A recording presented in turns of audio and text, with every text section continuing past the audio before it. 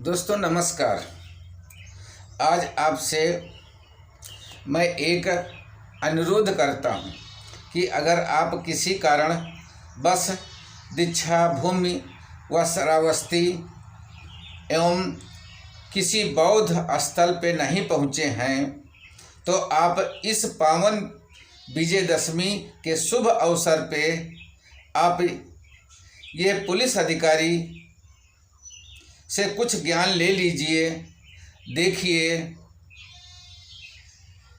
ये आपको ज्ञान दे रहे हैं भाइयों। मैं जो भी कुछ हूँ बाबा साहब डॉक्टर अम्बेडकर के कारण हूँ। इस बात का बदला मैं संविधान की रक्षा करके चुकाऊंगा।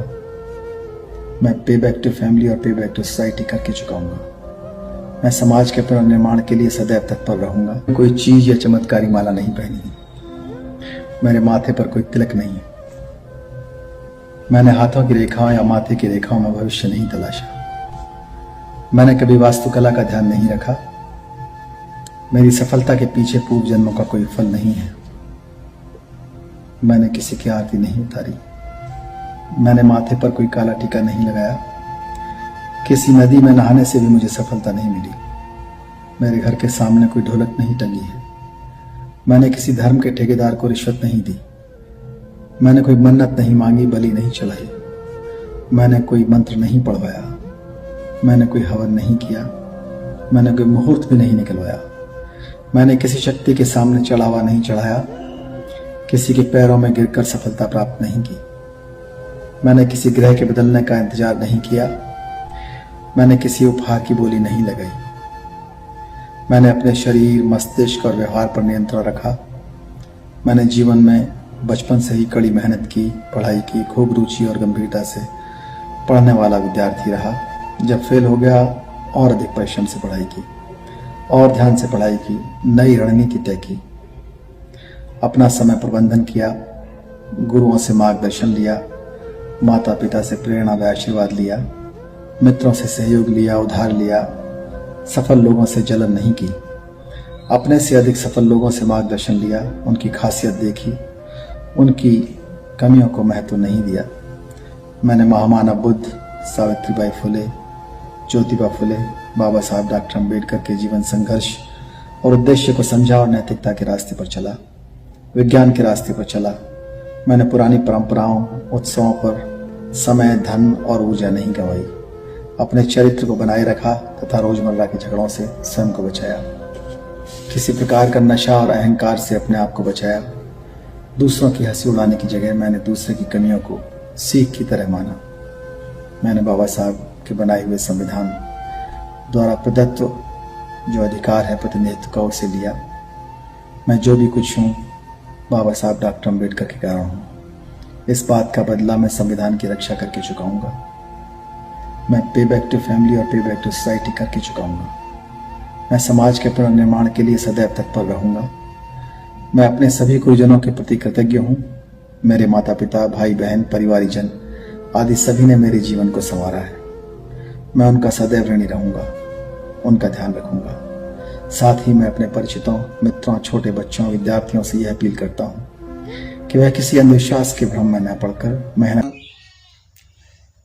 ये जो वीडियो आपने देखा है तो आप अपने जितने सामाजिक कुकर्म, अंधविश्वास से जितने त्योहार इन पाखंडियों ने कपोल कल्पित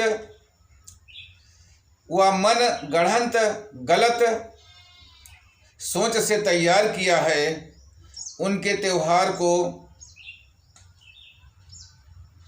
एक किनारे करते हुए और अपने बौद्ध धर्म के त्योहारों को मनाने का प्रयास करो और दोनों पर्वों पे तर्क युक्त बात करो। जो पर्व तर्क और कसौटी पे सत्य नहीं करे वही पर्व मनाओ, क्योंकि आप लकीर के फकीर ना बनो। अपने बौद्ध धर्म में 14 अप्रैल, माघी पूर्णिमा जैसे बहुत महान बड़े बड़े जो प्रभावशाली पर्व हैं उनको मनाओ। फिर देखो आपके घर में खुशियों का अंबार लग जाएगा। आपका बच्चा पढ़ लिख कर डीएम, एसपी, डॉक्टर, कलेक्टर, वैज्ञानिक, इंजीनियर बनेगा। फिर आप देख लेना आपके जीवन में एक तरीके से स्वर्ग जैसा आपको महसूस होगा। और भाइयों, कुछ लोग हमारे ऐसे हैं जो माँ लक्ष्मी का पूजा जरूर करेंगे, लक्ष्मी जी को जरूर मनाएंगे, जो हमारे धर्म के कुछ लोग होंगे। भाइयों, ऐसे वैसे जो लोग लक्ष्मी जी को मनाएंगे ऐसे वैसे लोग नहीं होंगे। वो पढ़े लिखे हमारे समाज के अधिकारी होंगे और अपनी पत्नी से डरते होंगे, तो उनको लक्ष्मी पूजा करनी ही पड़ेगी, करवा व्रत रहना ही पड़ेगा।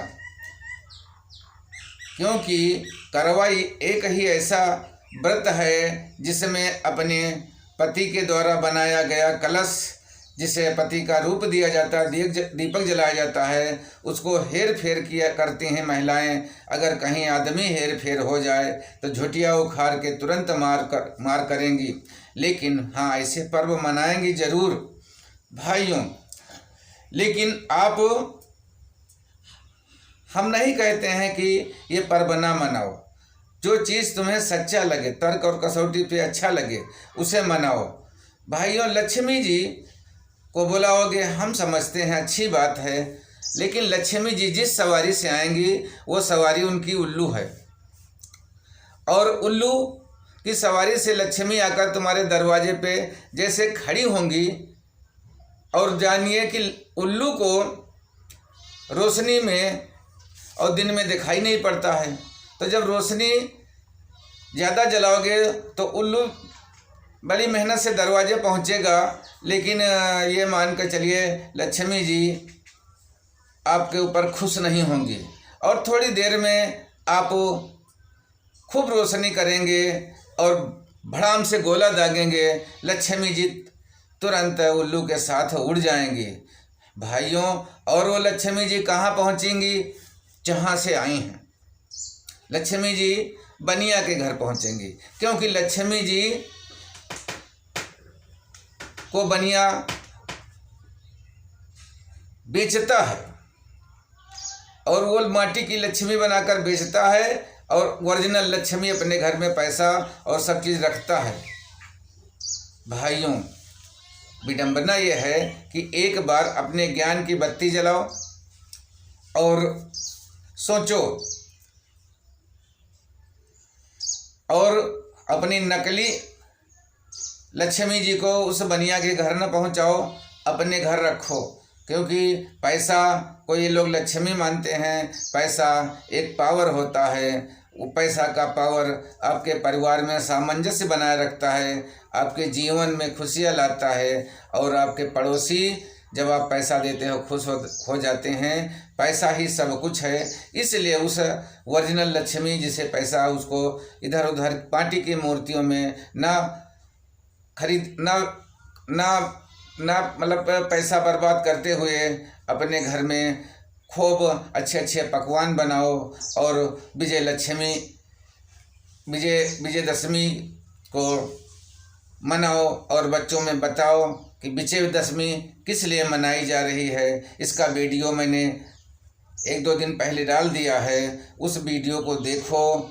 और अगर किसी प्रकार की आपको इस वीडियो से परेशानी हो, हम आपके आस्था पे कोई सवाल नहीं उठा रहे हैं, क्योंकि मेरी भी कुछ समझ में आ रहा है।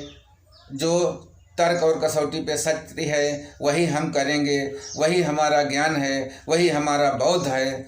जिसके अंदर बौद्ध आ गया, ज्ञान आ गया, वो ये अंधविश्वासों से दूर हो जाएगा। भाइयों, अगर ये वीडियो हमारा अच्छा लगा हो तो दूसरे भाइयों में शेयर करो, लाइक करो और सब्सक्राइब करो, क्योंकि हमारा अगला वीडियो जस्ट आपके पास पहुँचे। आप सबको विजयदशमी की, अशोक विजयदशमी की, धम्म विजयदशमी की आप सबको शुभकामनाएं। धन्यवाद भाइयों।